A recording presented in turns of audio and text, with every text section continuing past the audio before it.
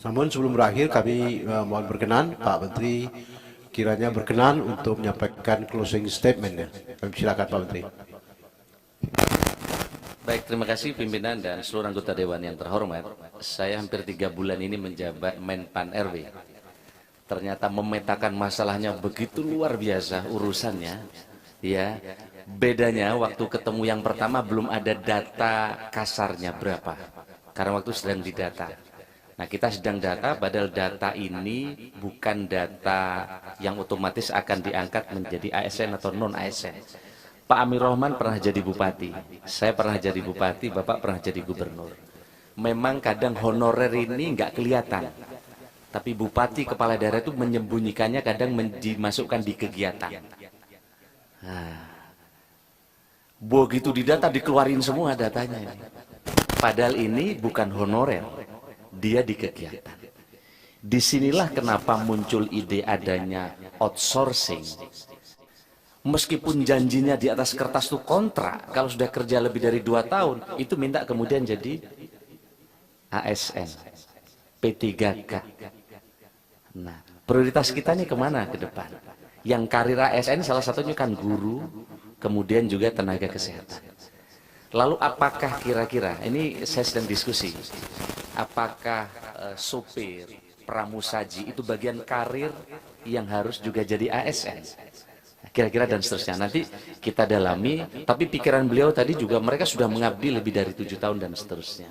Jadi kami hari ini banyak sekali dapat insight yang luar biasa dari anggota dewan yang hampir semua. Saya catat dari tadi saya manggut-manggut terus karena itu ya betul. Tapi di antara ini kan genting penting semua. Tapi dari yang penting itu mana yang genting kira-kira gitu. Apakah memang genting semua dan seterusnya dan seterusnya. Tentu Bapak sekalian kita sedang kaji memang kita potret sebenarnya berapa sih persentase dibanding seluruh negara di dunia dengan kita bandingkan dengan persentase kita. Kita ini sekarang 1,9% jumlah ASN kita. Kalau kita bandingkan Malaysia itu 3,7% dari persentase jumlah dan seterusnya. Maka opsi kita jangka panjang dan sebagaimana tren di dunia tidak ada lain kecuali digitalisasi. Tentu kemanusiaan penting tadi. Tanpa digitalisasi daerah yang luas ini pertama tidak bisa cepat melakukan pelayanan, tidak bisa transparan dan tidak bisa murah. Nah, korupsi ini karena tidak transparansi tadi. Maka digitalisasi jadi penting. Nah, kita sudah punya roadmap, nanti akan kami sampaikan. Jika digitalisasi ini jalan, dalam 5 tahun akan mampu mengurangi tenaga teknis 30%. Dalam 5 tahun akan bisa dikurangi 30%. Karena di luar pemerintahan sekarang sedang terjadi disrupsi. Diprediksi sekarang akan ada pengurangan 800 juta tenaga kerja akibat dari teknologi. Kira-kira gitu. Karena tidak lagi perlu dengan orang, cukup dengan digital. Maka digitalisasi tadi menjadi fokus dari reformasi tematik tadi. Sebenarnya reformasi tematik ini bukan program baru. Tapi dalam 2 tahun ini kami harus buat fokus yang berdampak, kata beliau tadi. Opsi tadi bukan opsi dari, tapi ini pilihan. Jadi kita masih mengklaster ya. Diangkat semua, atau jadi ini bukan, ini bagian dari diskusi. Kami sudah bertemu dengan para asosiasi para bupati untuk mencari opsi. Kami sudah bertemu juga para wali kota yang nanti akan kami sampaikan secara turut. Sudah ada beberapa alternatif. Kira-kira ke depan ini tidak harus ditanggung oleh pemerintah pusat, tapi ada sharing dengan pemerintah daerah. Tapi kata para bupati dan wali kota, tolong jangan dipatok P3K itu honornya harus 5 juta sekian. Kami nggak mampu. Bikin aja salary range, kata beliau. Kata para bupati ini, ya tidak 300.000, nggak manusiawi juga. Nah, berarti ada salary range antara, ini setelah kami bertemu dengan para bupati. Bahkan kami telah keluarkan SK, supaya para bupati tidak buang badan kalau nanti ada masalah. Kami semua apkasi dan apeksi dan provinsi, kami SK-kan menjadi tim. Untuk nge-exercise masalah ini. Karena saya setuju urusannya ini bukan hanya urusan pusat, tapi urusan daerah. Nah, teman-teman sudah memberikan alternatif solusi. Salah satunya adalah ada salary range antara. Misalnya antara 1 sampai 6 juta sesuai dengan kemampuan daerah. Ada banyak daerah kami mampu dulu Pak, tapi begitu pusat bikin aturan detail, kami jadi nggak mampu karena harus dibayar 5 juta. Padahal di tempat kami digaji 1,5 juta saja, katanya berkenan. Nah, ini ada beberapa alternatif, nanti insya Allah Bapak sekalian kami sampaikan di forum yang lebih luas. Nah, saya minta BKN juga menyampaikan sedikit sebelum closing statement, ada beberapa hal.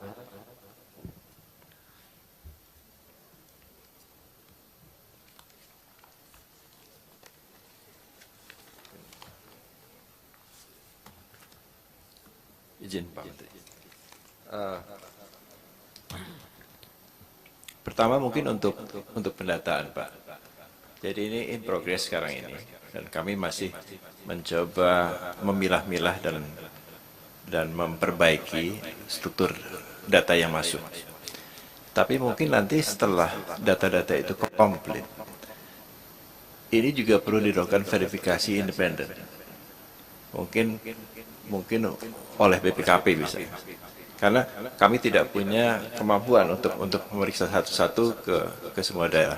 Apalagi kalau itu dikaitkan dengan sanksi. BKN mungkin tidak memiliki kewenangan untuk memberikan sanksi kepada daerah. Jadi itu yang mungkin kami akan lakukan sampai akhir batas waktu yang nanti akan dilakukan untuk pendataan ini. SPTJM itu yang 120 tadi, itu ada bupati yang berhati-hati. Jadi mereka melakukan verifikasi terlebih dahulu. Tapi karena berhati-hati itu waktunya terlampaui. Jadi mereka terlambat untuk memasukkan. Tapi ada juga yang tidak jelas apakah mereka akan memasukkan SPTJM atau tidak. Jadi ini kita masih menunggu sampai batas waktu terakhir. Nanti mungkin ada kebijakan lain dari Pak Menteri untuk apakah ini akan diperpanjang atau akan diperbaiki pendataannya. Itu yang nanti kami akan juga lakukan. Dan di samping itu kami juga sekarang ini juga memperbaiki struktur data PNS yang ada sekarang ini. Karena dengan adanya penyederhanaan birokrasi, ini posisi masing-masing PNS-nya menjadi tidak banyak yang tidak ketahuan lagi. Karena dari struktural kemudian mereka menjadi fungsional.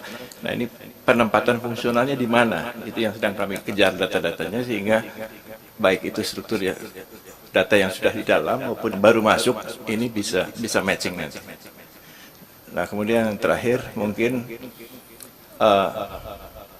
sebetulnya kalau kebutuhan jumlah ASN itu variabelnya biasanya 3 Pak. Yang pertama adalah ketersediaan anggaran. Karena anggaran APBN itu pertama dibutuhkan untuk peningkatan pertumbuhan ekonomi dan kesejahteraan. Jadi untuk gaji itu biasanya residual. Jadi setelah itu dihitung baru kemudian ditentukan berapa besar belanja pegawai yang bisa diberikan oleh APBN pada saat itu. Sekarang ini 500 lebih triliun. Jadi dari total APBN itu sudah 20%. Dan itu angka yang besar, Pak. Kalau di daerah, banyak daerah yang APBD-nya belanja pegawainya melebihi 50%, sehingga tidak ada kemampuan fiskal mereka untuk melakukan pembangunan di daerah. Ini yang kita coba juga lakukan pendekatan dan evaluasi bagaimana sebetulnya struktur dan jumlah ASN yang pas untuk Indonesia. Jadi saya kira itu, Pak. Terima kasih. Baik Pak Pimpinan yang kami hormati, jadi memang agak complicated, agak panjang. Karena kalau daerah menganggarkan untuk gaji, maka struktur belanja mereka akan berubah. Begitu struktur belanja mereka akan berubah, dia tidak akan dapat dana dari pusat dan dalam beberapa item. Inilah yang sebenarnya agak komprehensif kita mesti bicara. Ada kaitannya dengan dirjen anggaran dan juga yang terkait dengan dana transfer ke daerah. Karena begitu kenapa daerah sekarang nggak mau membelanjakan? Karena pasti akan langsung naik belanja pegawai dia. Kalau belanja udah di atas 50%, teman-teman Komisi 11 pasti akan ngasih punishment kepada daerah. Inilah complicatednya, mungkin memang perlu arif memang untuk kita bicarakan. Tetapi kami terima kasih pimpinan, hari ini kami banyak sekali mendapat masukan yang sangat strategis menurut saya, termasuk grand design yang sebenarnya tadi sudah kami sampaikan beberapa grand design penyelesaiannya. Tapi mudah-mudahan nanti di lain kesempatan akan kami persiapkan secara lebih baik. Tetapi memang Kemenpan perlu duduk dengan Kementerian Keuangan bersama Komisi 11 dan juga Komisi 8 tadi kami sudah bertemu dengan Komisi 8 dengan Kemenak. Kami minta juga Kemenak ada grand design sejauh mana urusan untuk madrasah ini. Apakah hanya target menegrikan madrasah atau seperti apa? Termasuk juga IAIN baru yang jadi UIN. Ini grand desainnya seperti apa sehingga kami nanti punya pola kira-kira. Tetapi Bapak sekalian, insya Allah harapan Bapak mudah-mudahan bisa kami urai dan kami mohon dukungan seluruh pimpinan dan anggota Komisi 2 untuk mengerjakan tugas yang berat ini. Tapi kalau didukung Bapak, insya Allah mudah-mudahan ringan. Terima kasih, selamat malam. Kurang lebihnya saya mohon maaf. Santi Namo Buddhaya, salam kebajikan. Assalamualaikum warahmatullahi wabarakatuh. Waalaikumsalam warahmatullahi wabarakatuh.